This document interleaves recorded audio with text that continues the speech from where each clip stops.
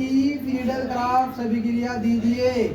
तो ये ध्यान देना होता है, इसमें दो पार्ट आते हैं। तो किसी को पता है क्या, फीडल क्राफ्ट में हमेशा दो पार्ट आएंगे, एक तो आएगा एल्कलीकरण और एक आएगा एसिडीकरण।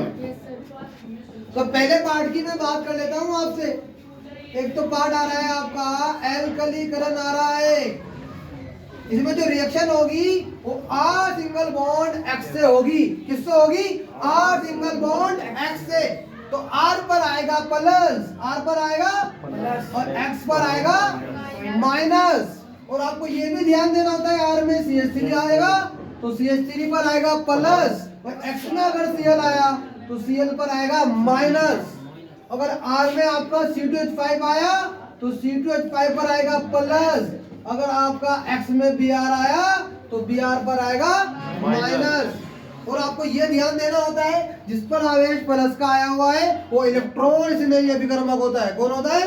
और वो अटैक करेगा एक बार ऑर्थो पर और एक बार करेगा पैरा पर। जैसे आपने क्या ले लिया, एनिसोल। ये टॉपिक आपको ध्यान देना होता है, जब बेंजीन के ऊपर OCH3 आएगा उसको आप क्या बोलते हैं? एनिसोल बोलते हैं।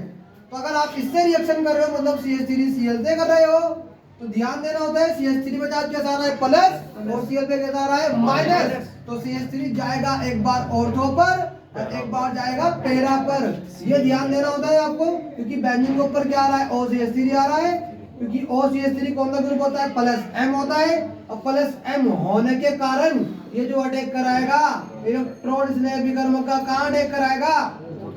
ऑर्थो और पैरा पर अटैक कराएगा। ध्यान देना होता है आपको।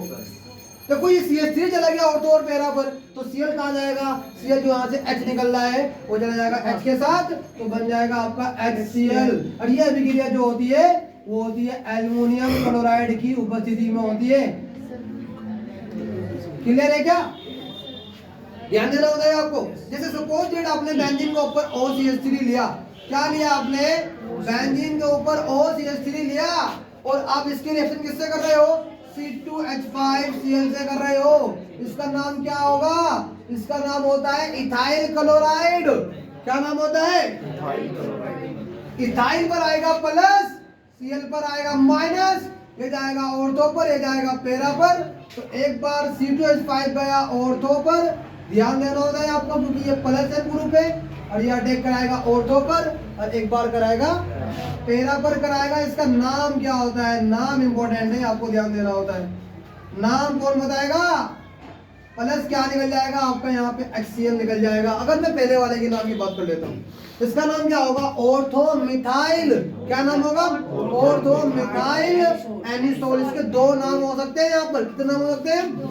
एक तो नाम होगा, मैं यहाँ पर लिख रहा हूँ, एक तो नाम होगा ऑर्थो मिथाइल एनिसोल।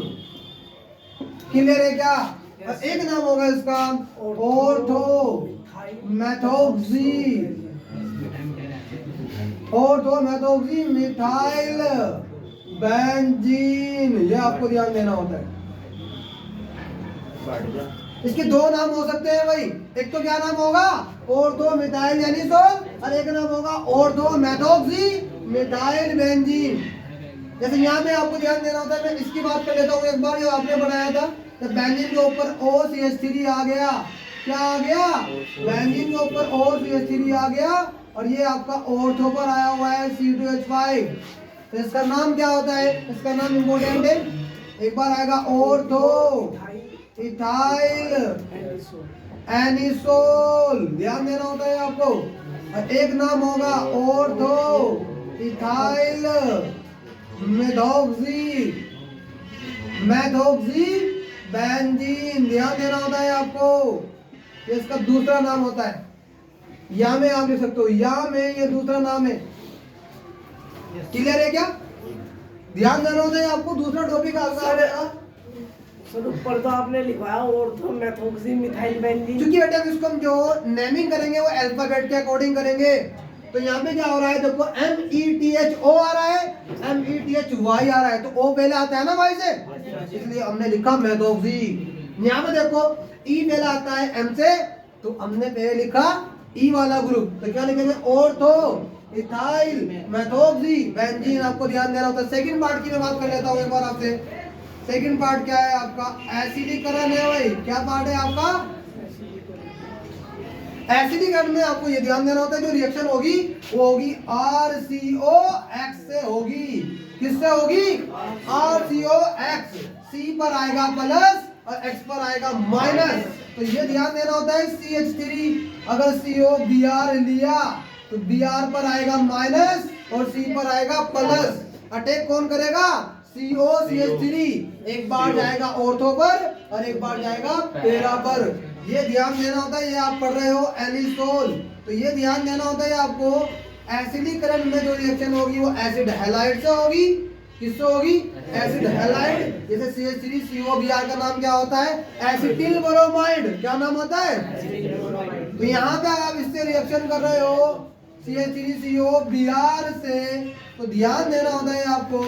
C पर आएगा प्लस और Br पर आएगा माइनस।